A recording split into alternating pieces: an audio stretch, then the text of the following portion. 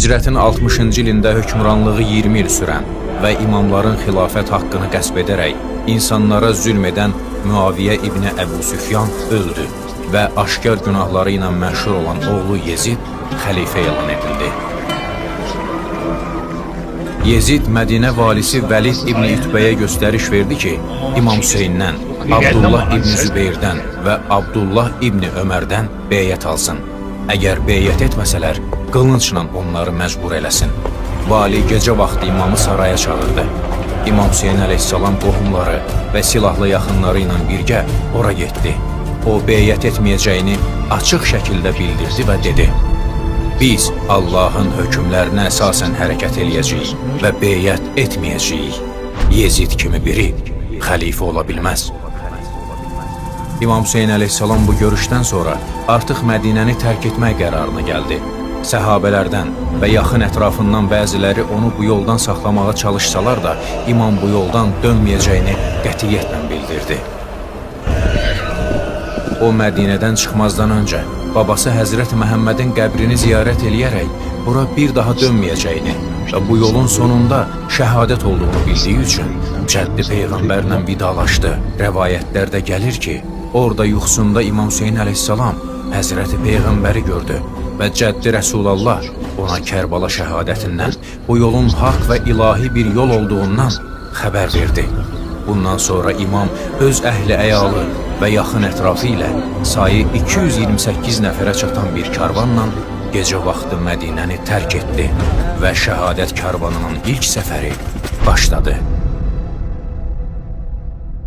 İmam Hüseyin Mədinədən Məkkəyə gizli şəkildə yola çıxdı. İmam yolda bir neçə nəfərlə qarşılaşdı ki, onlardan biri Əbu Sərəhə adında şəxs idi.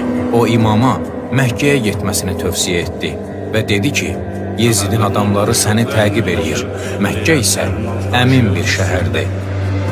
Bu səadət karvanı Məkkəyə hicrətin 60-cı ili Şaban ayının əvvəllərində çatdı və imam təxminən 4 ay orada qaldı.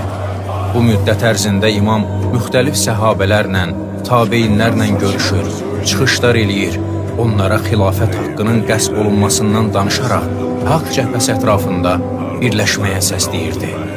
Mina xütbəsi bunun ən bariz nümunəsidir. Bu dönəmdə Kufəlilər İmam Hüseynin Məkkəyə gəldiyini eşidib ona çoxlu məktub göndərdilər. Məktublarda Yezidin zülmündən şikayət eləyir, imamı Kufəyə dəvət eləyir və onun üçün beyət eləyəcəklərini bildirirdilər. Bəzi günlərdə onlarla məktub gəlirdi. Rəvayətə görə məktubların sayı 12 mindən çox idi. İmam Hüseyin əleyhissalam bu məktubların doğruluğunu araşdırmaq və Kufədə olan vəziyyəti öyrənmək üçün bir nəfər etibarlı şəxsi ora göndərmək qərarına gəlir. İmam Hüseyin əleyhissalam bu məktubların doğruluğunu araşdırmaq və Kufədə olan vəziyyəti öyrənmək üçün bir nəfər etibarlı şəxsi ora göndərmək qərarına gəlir. İmam Hüseyin bu gizli əməliyyat üçün əmisi oğlu Müslim İbni Əqili ən ləyaqətli şəxs hesab elədi. İmam Müslimi çağırtdırıb buyurdu: "Get Kufəyə, insanlara diqqət elə. Əgər onların qəlbləri ilə dilləri eyni olarsa, məktublarda yazdıqları kimi müttəfiq dilərsə və qiyamı onlarla birgə yerinə yetirmək olarsa, bunu mənə xəbər ver." O həzrət sonra Müslümə belə vəsiyyət etdi: "Təqvalı ol, insanlarla mehriban davran, işlərini gizli saxla, insanların bir-birləri ilə müttəfiq olduğu və ixtilafı olmadığı təqdirdə mənə xəbər elə." Müslim 4000 nəfərlə qiyam eləyərək İbn Ziyadı öz qəsrində mühasirə edib tutmaq istədi. Lakin qəsrə yaxınlaşdıqda 4000 nəfərdən 300'ü qaldı. İbn Ziyadın qəsrində isə 30 keşikçi və 20 nəfər də qohumları və qəbilə başçıları var idi. İbn Ziyad qəbilə başçılarını qorxutmaqla qəsrin üstünə çıxartdı. Onlar da öz adamlarını qorxudub qəsrin ətrafından uzaqlaşdırdılar. Hava qaraldı. Müslim məğrib namazını 30 nəfərlə qıldı. Namazdan sonra isə 10 nəfər qaldı. Məsciddən çıxandan sonra isə artıq Küfənin küçələrində tək qalmışdı. Müslim dar küçələrdə hərəkət eləyərkən dalanı olmayan bir küçədə məcburən Təvəh adlı bir qadının evinə daxil oldu. Təvəhin oğlu Müslimin onların evində olmasından xəbər tutub İbn Ziyadın vəd verdiyi mükafatı almaq üçün onun yerini İbn Ziyadın adamlarına çatdırdı. Müslimi tutmaq üçün 70 nəfər Təvəhin evinə hücum eləyib evi mühasirəyə aldı. Böyük qarşı durmadan sonra Müslimi tutub İbn Ziyadın qəsrinə apardılar. Müslim şəhadətdən əvvəl Allahdan bağışlanmaq diləyirdi. Onu Bükeyr bin Həmran qətlə yetirdi. Sonra isə onun mübarək bədənini yerə tulladı. Müslim Kərbala qiyamının ilk şəhidi idi ki, Zilhiccə ayının 9-u Ərəfə günündə şəhadətə yetişdi. Müslim şəhadətdən əvvəl Allahdan bağışlanmaq diləyirdi.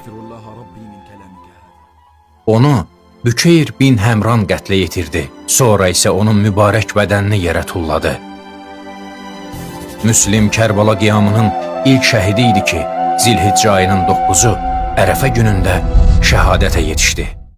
Müslim İbn Əqil Küfədə olan ərəfələrdə Məkkədə də vəziyyət dəyişməyə başlamışdı və Yezid İmam Hüseyn əleyhissalamı öldürmək üçün bir neçə gizli planlar qururdu. Bu barədə xəbər alan imam Kəbənin hörmətini qorumaq üçün həc mərasimi zamanı qılınan həc namazını tamamlamaq əvəzinə onu ümrəyə çevirdi və Zilhiccə ayının 8-də, yəni Müslimin Küfədə şəhid edilməsindən bir gün qabaq Məkkədən çıxmağa qərar verdi. İmam Hüseyn əleyhissalam ailəsi və silahdaşları ilə birgə Küfəyə doğru yola çıxdı. Yolda Bədir, Zubala, Qədisiyyə, Şərəf, Tənim kimi müxtəlif məntəqələrdən keçdilər. İmam Zubala adlı bir məntəqəyə çatanda Küfədən gələn bir nəfərdən Müslim İbn Əqilin və Hani İbn Ürvənin şəhadət xəbərini aldı. Bu xəbər imam və karvanda olanlar üçün çox ağır oldu. İmam Hüseyn bu xəbəri eşidəndə çox təsirləndi və dedi: İnna lillah və inna ileyhi raciun. Məğfirət və rəhmət olsun onlara. Artıq Küfədə bizim dostlarımız yoxdur. Bizlə gəlmək istəyən kəslər bilsinlər ki, qarşıda ölüm və şəhadətdən başqa bir şey yoxdur. Kim ayrılmaq istəyirsə, buyursun. Biz heç kəsə məcburiyyət qoymuruq.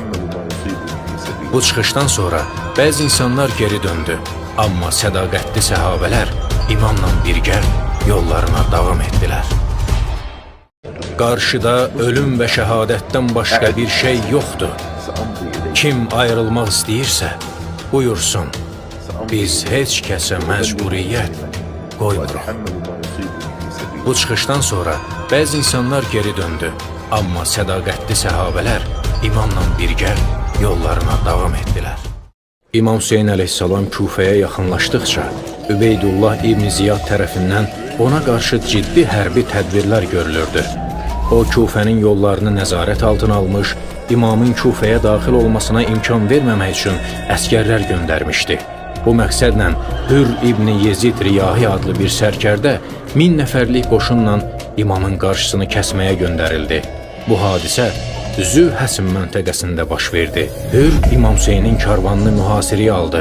O, Yezidin əmri ilə imamın Küfəyə daxil olmasının qarşısını almaq üçün göndərilmişdi. Amma maraqlıdır ki, o ilk andan etibarən İmam Hüseynə hörmətlə yanaşdı və onun qarşısında kobud davranmadı. İmam Hüseyn əleyhissalam Hür və onun əskərlərinə aşağıdakı məzmunda bir nitq söylədi. Ey insanlar! Sizə qədər mənə Küfədən məktublar gəldi. Yazdınız ki, bizim imamımız yoxdur.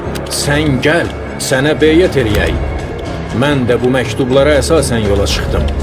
İndi əgər fikrinizi dəyişmisinizsə və mənə beyyət eləməyəcəksinizsə, mən geri qaydaram.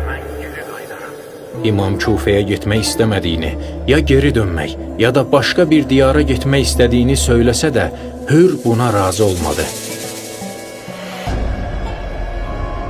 Lakin o da istəmirdi ki, İmam Küfəyə getsin. Nəhayət iki tərəf arasında razılıq əldə olundu ki, başqa bir istiqamətə, Küfə və Şam yolundan kənar bir yerə getsinlər. Yolda hər gün Hür İmam Hüseynin insani, əxlaqi və ilahi davranışlarını görür, onu müşahidə eləyir və daxilən dəyişməyə başlayır.